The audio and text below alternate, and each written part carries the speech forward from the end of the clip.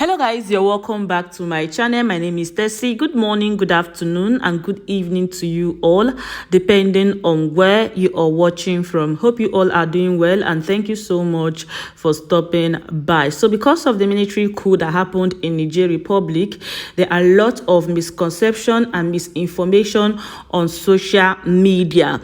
Now, I saw this particular video of Mike Ozekhome. It's kind of old video though, but it's currently trending on Twitter, where he talked about the military coup that happened in Nigeria. And the reason why I'm actually sharing this video with you guys is because I have had an argument with someone concerning the same thing that this man is saying, but I had to give up the argument then because I really do not know much about it.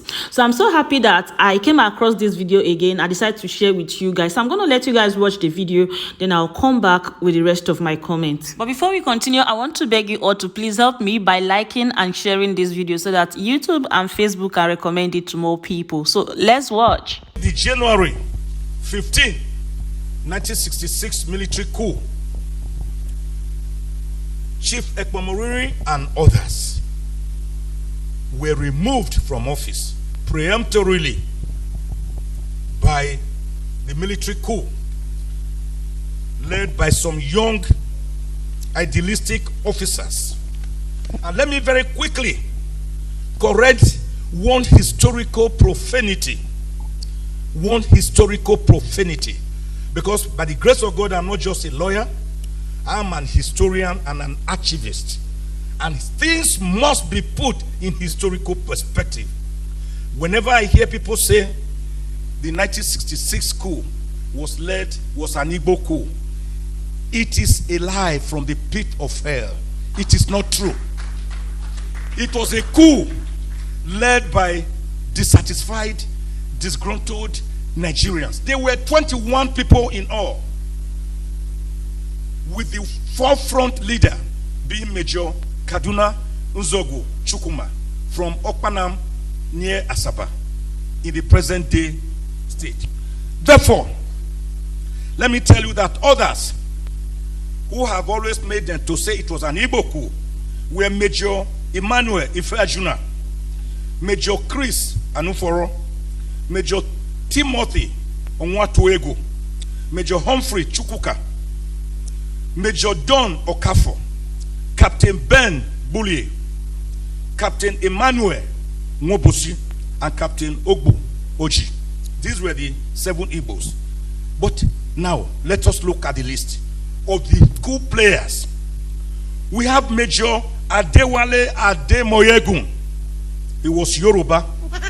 He's the one who authored the book, Why We Struck. We had Captain G. Adeleke. He was Yoruba. We had Captain Fola Oyewole. He was Yoruba. Who authored the book, The Reluctant Rebel. We had Lieutenant Aru Egbe. All right, so another thing that I also want to share with you guys is that Nigerians are now calling for military to take over President Bola Ahmed Tinubu's government. Let me read that. Though I've seen some comment online on social media, especially Twitter, saying the same thing, but let me read out this article for you guys. Recent developments in Nigeria have witnessed a growing number of citizens expressing disillusionment with current democratic system, pointing to alleged rampant corruption within governmental ranks. Surprisingly, some are even advocating for military intervention as a potential solution. Nigeria, Africa's most populous nation, has experienced a series of military coups since gaining independence in 1960. These periods of military rule were marked by their own challenges, including human rights abuses and government issues. The return of democracy in 1999 brought hope for a more transparent and accountable system. However, 2 decades into the Fourth Republic, Nigeria grapples with corruption perception that threatens its democratic fabric. For some Nigerians, a military takeover represents a swift and decisive solution to the perceived lethargy, inefficiencies, and corruption in the civilian government. They believe that a structured and disciplined military regime might be better positioned to tackle deep-rooted graft and reset the nation's governance structures. However, it is essential to remember that past military regimes in Nigeria were not immune to corruption and often exacerbate the nation's socio-political issues. Cause for military intervention does not exist in a vacuum. Should such a change occur, Nigeria might face international sanctions, potentially leading to economic hardships. Organizations like African Union (AU) and Economic Community of West African States (ECOWAS) have protocols against unconstitutional change of government. Nigeria, being an integral member, would likely face diplomatic and economic consequences. While some advocate for military intervention, many Nigerians and observers caution against such moves.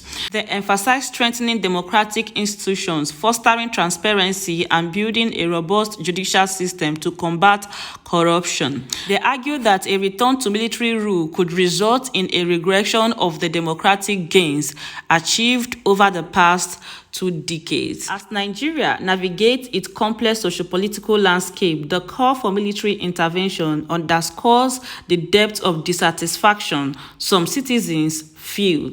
However, history has shown that military rule is not a guaranteed solution to a nation's problem. Instead, strengthening democratic tenants, ensuring accountability, and engaging in constructive dialogue might offer a more sustainable path forward. All right, my people, and that is it for you all. I think I've said it before that if the country is working, if the leaders are working for the people, nobody will hear about military takeover and nobody will call for military takeover. But because of how wicked these African leaders are, they only care about themselves. They don't care about the common citizens. They are only there to serve their own stomach, steal money for themselves and their children, and thereby making the poor masses to suffer intense hardship. That is why we are seeing coup after coup. And it has happened in 6 African countries. And I said it the other time that if Nigeria, the other African countries that are remaining now, if they don't take time, it is coming to them. And that is why some of them are even afraid. You see, Bola Tinubu want to do everything by all means to stop or to restore the democratically elected government, so it will not get to his own government. But the truth of the matter is that they should understand that even our own military are watching what is happening outside. And things like this sometimes can be inevitable if you continue to maltreat the people you were appointed to lead. So the best thing for them to do is to address the issue from the root. To my best of knowledge, what we are asking these leaders to do is not what is too big for them to do. Provide the basic needs we need and treat the people. Stop killing the people you were appointed to lead. Treat them as human beings and provide their basic need. That is all we are asking for from these leaders. But it seems as if maybe we are asking for too much. So to an extent, you cannot even blame the militaries that are taking over African countries right now, because the so-called democratically elected leaders, they called for it. And it is time for them to retrace their step and start doing the right thing, because the remaining West African countries, they are not even safe if they continue like this. And that is it for you all, my people. I saw the news and I decided to come share with you all. With all of that being said, I'm going to say thank you so much for watching. Don't forget to like, share, and subscribe, and I'll see you all in my next video. Bye-bye. Bye.